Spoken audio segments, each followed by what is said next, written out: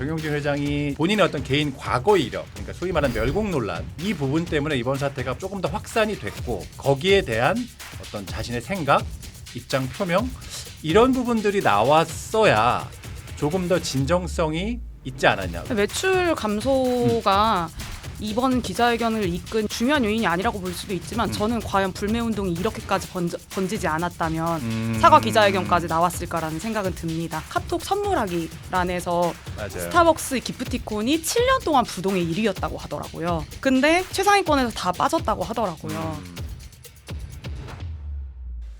스타벅스 사태와 관련해 결국 정용진 회장이 직접 나서 고개를 숙였습니다. 정 회장의 공개 사과에 이어 신세계그룹은 진상조사 결과도 발표했습니다만 그럼에도 불구하고 논란은 쉽게 가라앉지 않을 전망입니다. 오늘 사과 어땠는지 한번 살펴보도록 하겠습니다. 우지원 기자 함께하겠습니다. 안녕하세요. 안녕하세요. 일단은 오 기자는 좀 오늘 사과 기자회견, 사실 정용진 회장이 이렇게 공개적으로 나서서 사과 어떤 기자회견을 한 걸 찾아봤더니 굉장히 이례적이다. 사실상 처음인 걸로 지금 확인이 되고 있는데 오늘 일단 보시기에 좀 총평은 어떠셨어요? 우선 본인이 등장하자마자 이제 고개를 숙이셨고 이제 뭐 죄송하다 이런 얘기하고 제 잘못이다 이런 얘기하고 또 중간에 허리 숙여서 이제 수초간 이제 좀 계셨고 그리고 파트너들에 대한 당부 파트너들을 좀 따뜻한 시선으로 바라봐 달라 이렇게 해서 결국은 요 흐름으로 지금 사과문이 끝이 났는데 중간에 경위에 대한 설명이 물론 뒤에서 임원진들이 하긴 했습니다만 본인이 언급하지 않았다는 점은 조금 아쉽습니다. 그렇죠. 이게 그러니까 사실 이번 사태가 쭉 이어오면서 사람들이 가장 궁금해했던 부분이 사실은 그 경위. 그러니까 다시 말해 어떻게 보통 기업이 보통 이런 프로젝트를 진행을 할 때는 담당자부터 관련 임원까지 보통 최소한 4개에서 5단계 정도를 거치는데 이 단계에서 어떻게 단 한 명도 이거를 걸러내지 못했느냐라는 이 부분이었는데 말씀하신 것처럼 정용진 회장은 원론적인 사과만 하고 이 부분에 대한 언급은 이제 임원들에게 미루고 이후 이제 질의응답 과정에서 나왔는데 사실 저도 그 부분이 조금 아쉬웠어요. 그러니까 가장 궁금해했던 포인트를 기업의 어떤 수장이 정용진 회장이 직접 얘기를 했으면 조금 더 진정성이 좀 보이지 않았을까라는 생각도 들고 흔히 우리가 그런 얘기도 있잖아요. 이제 사과의 3요소라고 할 때 보통 무엇을 잘못했는지 그리고 어떻게 그런 일이 벌어졌는지 그리고 그래서 앞으로 어떻게 할 것인지 이 3개를 얘기해야 되는데 가장 핵심적인 관심사였던 어떻게 이런 일이 벌어졌는지가 빠지고 나머지 부분은 좀 원론적인 어떤 사과에 그치지 않았나라는 저는 맞습니다. 개인적으로 보면서 그런 생각을 조금 했거든요. 그리고 이제 또 한 가지가 보면 사실은 그 부분 스타벅스 파트너들 얘기를 했는데 이 부분도 지금 여러 가지로 좀 불편을 겪는 일들이 좀 많은 것 같아요. 맞습니다.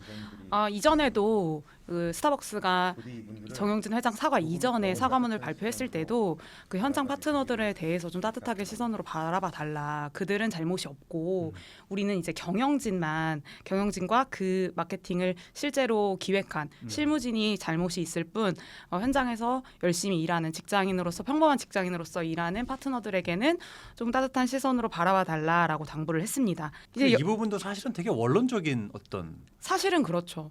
누구나 할 수 있는 약간 그런 부분이었지 않나. 저는 진심도 있다고는 봅니다. 사실은 그들이 정말로 잘못이 있진 않으니까요. 그래서 그들을 좀 실제로 현장에서 겪는 고충이 있기 때문에 그런 것에 대한 진심도 있었다고 생각은 하지만 한편으로는 어떤 좀 프레임을 좀 바꾸려는 것이 아니냐. 그럼 이런 어떤 브랜드 전체가 비난의 화살의 대상이 되는 것이 아니라 실무진 일부, 경영진 일부에 대한 그렇죠. 프레임을 좀 좁히려고 의도한 것이 아니냐는 뭐 의심도 있죠. 사실 뭐 이거 지금 이번 사태에 대해 여러 가지로 좀 불쾌함이나 항의하시는 분들 입장에서 봤을 때 그 매장에 있는 파트너들에게 어떤 감정이 있다고 이런 분들은 사실 그렇게 많지 않을 거예요. 그렇기 때문에 이 부분이 저도 개인적으로 조금 아쉬운 부분이었고 또 관심을 가졌던 부분이 결국은 고의성이 있었느냐 없었느냐라는 부분인데 거기에 대한 진상조사 결과도 일단은 조사는 해봤고 담당 직원들로 다 해봤지만 물리적으로 그러니까 법적으로 예를 들어 뭐 휴대폰을 압수해서 포렌식을 한다든지 이런 부분에 한계가 있었기 때문에 실질적으로 확인은 안 됐다라고 얘기를 했거든요. 이 부분도 사실은 뭐 이해는 되지만 결국은 궁금해했던 부분은 해소가 되지 않지 않았느냐라는 생각도 좀 들어요. 어떻게 보세요? 그렇습니다. 뭐 실제로 이 임원진들이 설명을 할 때 우리가 현실적으로 제약이 좀 있었다. 우리가 민간 기업이지 어떤 수사 권한을 가진 곳은 아니기 때문에 강제적으로 뭐 휴대폰을 압수수색을 한다든지 이런 것에 그렇죠. 대한 이제 절차가 불가능했고 이제 그들의 의사에 이제 반하지 않는 선에서만 할 수 있었기 때문에 지금 5명의 지금 실제 기획 담당자 맞아요. 중에 지금 2명만 지금 휴대폰을 핸드폰을 제출했고. 제출했다. 네. 그리고 나머지 3명은 개인 사생활이 침해당한다는 이유로 그렇죠. 제출하지 않았다고 했죠. 충분히 그럴 수 있는 충분히 가능한 일이라고 네, 저는 네, 생각은 네, 합니다. 그렇지만 한계는 분명 있다. 그리고 사내 메신저나 사내 메일 정도, 그러니까 이들이 표현하기로는 공적 기계에 대한 네, 네. 이제 조사를 했다고는 해요. 근데 어떤 우리가 일을 하다 보면 대화를 꼭 메신저로만 하는 건 아니니까 그렇죠. 사적 영역에서 어떤 대화를 나눴는지는 파악하기 어려웠다. 네. 메신저상으로는 그랬다고 해요. 그러니까 사전에 뭔가 모의한 정황은 메신저에 찾을 수 없었고 사태가 벌어지고 이거 문제네라고 이제 인지가 되고 언론에 나오고 이러면서 되게 당황해하는 그런 모습들이 사내 메신저에 확인은 됐다. 그러니까 사전에 모의한 정황은 사전 그 메신저에는 확인이 되지 않았고 휴대폰은 말씀하신 것처럼 해당 팀이 이제 5명이 있는데 그 중에 3명은 제출하지 않았고 사생활 보호를 위해 그리고 또 2분은 나는 어떤 결백함을 좀 입증하고 싶다 해서 제출을 했는데 사적인 대화 외에 사전에 모의한 정황은 일단은 그 휴대폰에 있는 메신저에서는 확인이 되지 않았다라고 이제 얘기를 했었죠. 그리고 이 부분이 저는 사실 좀 궁금한 포인트이기도 하고 또 한편으로는 충격적이기도 했는데 그러니까 직원들 그러니까 팀장 이번 어떤 프로젝트 진행 과정에서 팀장, 담당, 본부장, 대표이사 등 총 4단계에 걸쳐 결제가 이루어지고 또 합의자라고 하는데 보통 이제 회사 다니시는 분은 아실 텐데 결제 라인 위에 뭐 경영 쪽, 그다음에 법무 쪽, 뭐 또 뭐 자금 쪽, 뭐 회계 쪽 이쪽에 이제 합의 라인이 있거든요. 근데 합의자도 7명이었다고. 그러니까 총 이 결제 단계에 대략적으로 한 11분, 10명에서 11분 정도가 이제 이렇게 돼 있었는데 누구도 이 문제에 대해서 부적절하다고 지적하지 않았고 또 단 한 차례의 문제 제기도 없었다. 그리고 심지어 이제 첨부 파일로 아마도 그 마케팅 이미지라든지 이런 게 들어가 있을 텐데 첨부 파일을 열어본 사람도 없었다. 그러니까 이게 구조적인 원인이었다라고 해요. 사실상 이 부분이 핵심적이었다. 고의성이 있는지 없는지는 확인할 수 없지만 관행적으로 이제 전자결제가 이루어지다 보니까 이런 어떻게 불미스러운 있어서는 안 될 일을 결제 과정에서 걸러내지 못했다라고 이제 얘기를 했는 부분인데 직장인 입장에서는 저도 이제 관리자 입장에서는 한편으로는 그래 그럴 수도 있겠다 하지만 여전히 저는 좀 이해는 되지 않아요. 왜냐하면 첨부 파일은 열어보지 않을 수 있을 것 같아요. 저 첨부 파일 잘 열어보지 않거든요. 근데 다만 그 문구에 분명히 있어요. 그러니까 뭐 예를 들어 5.18 관련 무슨 뭐 마케팅 이렇게 분명히 제목이라든지 어느 내용의 텍스트상으로 분명히 한 부분은 있었을 거라고 저는 생각이 들거든요. 이 부분이 여전히 저는 조금 납득은 되지 않습니다. 솔직히 말씀드리면. 저 역시도 그런데요. 이분들이 설명을 하기로 20, 30대 실무진들의 어떤 역사 의식이 조금 우리하고는 좀 동떨어진 것 같다 이런 언급도 있었거든요. 맞아요. 물론 그마저도 저는 사실 이해는 안 됩니다. 20대 초반 2명에 30대 후반 3명인데 역사적 인식이 현재 대중하고 많이 떨어져 있다. 5.18 민주화 운동을 가볍게 여길 정도로 사실 그것 역시도 1차적으로 전 이해는 안 되는데 그 위에 말씀하신 것처럼 여러 결제 절차가 있었단 말이에요. 네. 한 분도 그거를 못 걸러냈다? 물론 20, 30대는 그럼 예를 들어 모른다 칩시다. 물론 네. 이것도 이해 안 되지만 네. 그럼 그 위에 분들은 40대, 50대이실 거 아니에요. 네. 그럼 그분들의 역사 인식이 대중하고 만약에 좀 비슷하다면 네. 그분들은 걸렀어야 되는데 그분들도 관행적으로 그냥 승인했다? 저는 어쩌면 이게 더 큰 문제일지도 모릅니다. 기업적 그러니까 입장에서 이렇게 생각해 볼 수 있는 거죠. 그러니까 이 마케팅뿐만 아니라 다른 날도 마케팅이 진행이 되거든요. 예를 들면 5월에 뭐 어린이날, 어버이날, 스승의 이런 게 다 됐을 텐데 그럼 그런 것들도 누구도 단 한 차례도 보지도 않고 첨부 파일을 열지도 않고 했을까? 라는 의심. 이거를 좀 저 같으면 제가 만약에 신세계그룹의 담당자라면 다른 날들 것도 조사를 해서 실제 다른 날들은 얼마나 관행적으로 이루어졌는지도 봤을 것 같아요. 그러니까 제 주변에 마케터 분들한테 여쭤보니까 그런 얘기는 하더라고요. 마케터들은 기본적으로 한 2주, 짧게는 2주, 길게는 한 두세 달 전부터 다 준비가 돼 있고 날짜별로 다 의미를 부여한다고 하더라고요. 그렇기 때문에 아마 만약에 이런 일이 어떻게 결제 과정에서 걸러지지 않았냐를 추측을 해본다면 유일한 그러니까 어떻게 보면 가능성 중에 하나는 어린이날이나 어버이날이나 다른 5월의 가정의 달에 있는 날에 포커스를 맞추고 5월 18일은 그냥 통상적인 일반 평일로 생각을 하고 했을 수도 있다. 근데 그럼에도 불구하고 그 수많은 결제 과정이나 합의 과정에서 한 번도 걸러지지 않았다는 건 글쎄 단순히 어떤 관행이라고 하기에는 일반적인 기업 문화에서는 도저히 납득하거나 이해될 수 없는 부분이다라고 말씀을 하시더라고요. 저도 이 부분에서 크게 동의하는 부분이기도 하거든요, 사실은. 저도 덧붙이고 싶은 게 이게 뭐 기업 내부에서 서로 공유하는 문서나 이런 것들은 관행적일 수 있다고 생각이 듭니다. 근데 마케팅을 홍보하는 프로모션 그 포스터라고 해야 될까요? 네, 네. 그건 대중한테 보여지는 그렇죠. 결과물이잖아요. 그렇죠. 그렇다면 한 명 정도는 열어봤어야 되는 게 아니냐. 맞아요. 저희도 기사를 대중에게 보여줄 때 네. 읽잖아요. 저희가 여러 사람이 읽지 않습니까? 최소한 관행적으로 하더라도 오탈자는 보죠. 그렇죠. 네, 네. 그렇다면 한 명은 봤어야 된다고 생각이 들고 더더군다나 대중한테 보여지는 결과물이었기 때문에 반드시 한두 명 이상은 스크리닝을 했어야 된다고 생각이 듭니다. 그렇죠.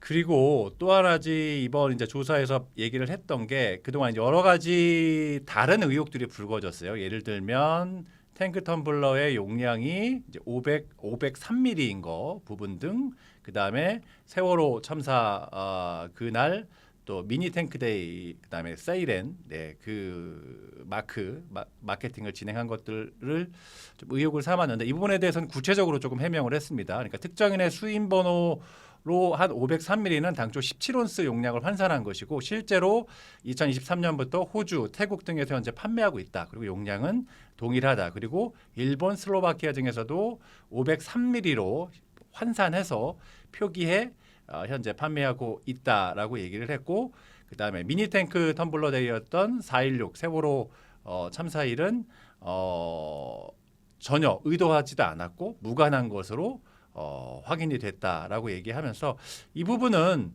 뭐 저도 개인적으로 조금 그 503ml에 대해 확인을 해봤는데 실제 다른 나라에서 판매가 되고 있는 것들이 확인이 되기도 있기도 하고 다만 어쨌든 이번 그 5.18 이 마케팅 논란과 관련해서 이런 부분들이 확산이 될 수밖에 없는 구조였다라고 생각을 하고요.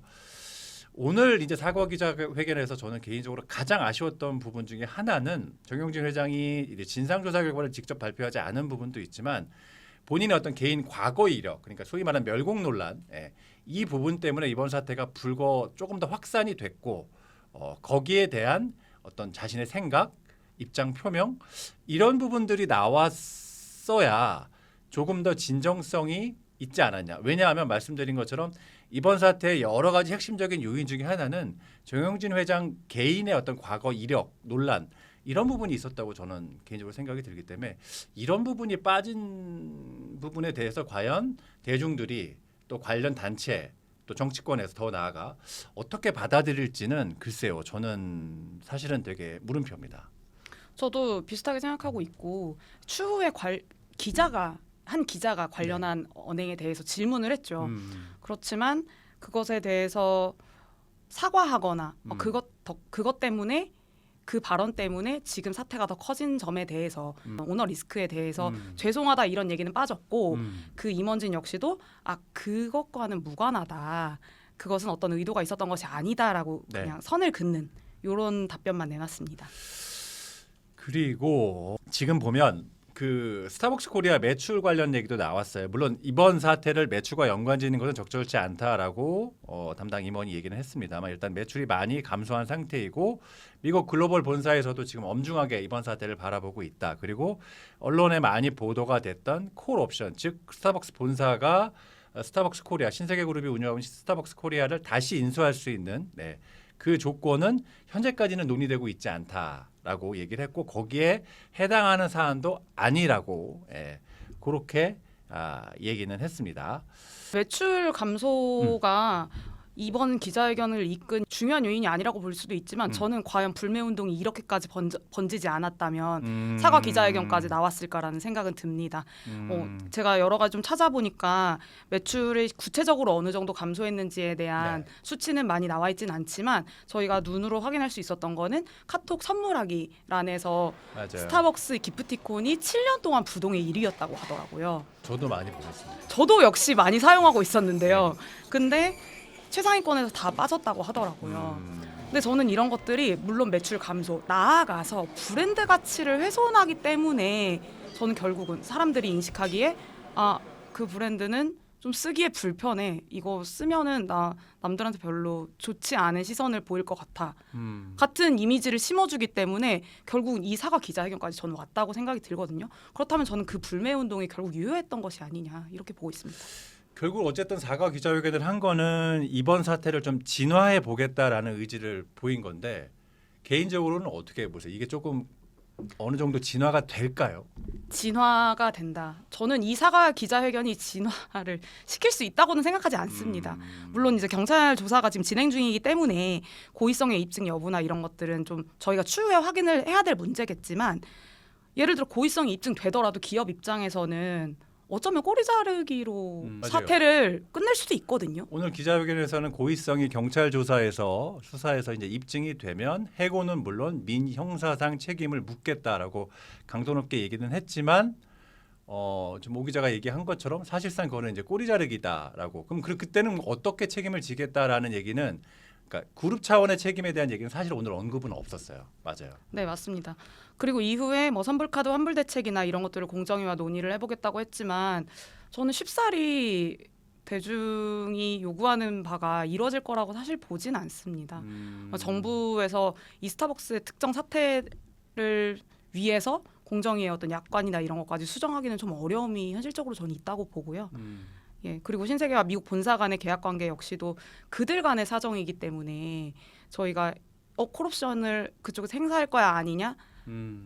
그것 역시도 대중이 요구하는 바까지 이루어지긴 좀 어렵지 않나. 그렇다면 결국엔 그 바라보는 대중이나 이제 소비자들이 불만족스러운 결과를 좀 얻지 않으실까. 그렇다면 브랜드 가치를 회복하기에는 조금 시간은 걸릴 거는 같다. 이렇게 보고 있습니다.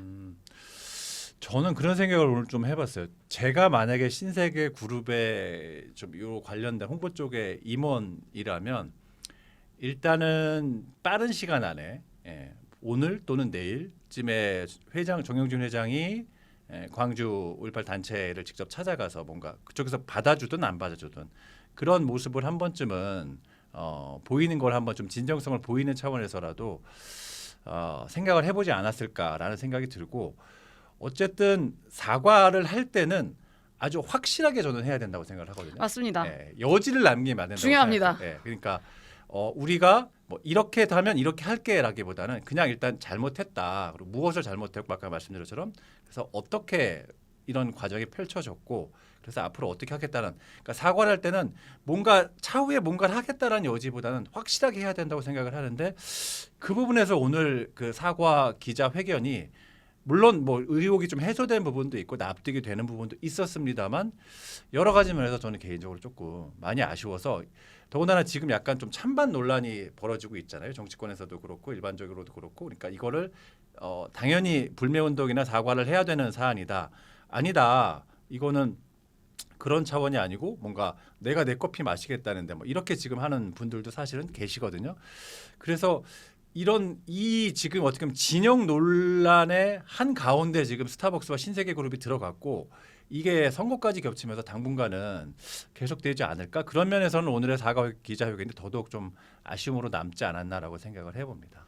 정쟁에 계속 휘말리게 되면 브랜드 가치는 계속해서 떨어질 거라고 봅니다. 그렇죠. 앞으로 이번 사태가 어떻게 좀 진행이 될지 좀 지켜봐야 할 것 같은데요. 오늘 얘기 여기까지 나눠보도록 하겠습니다. 고맙습니다. 감사합니다.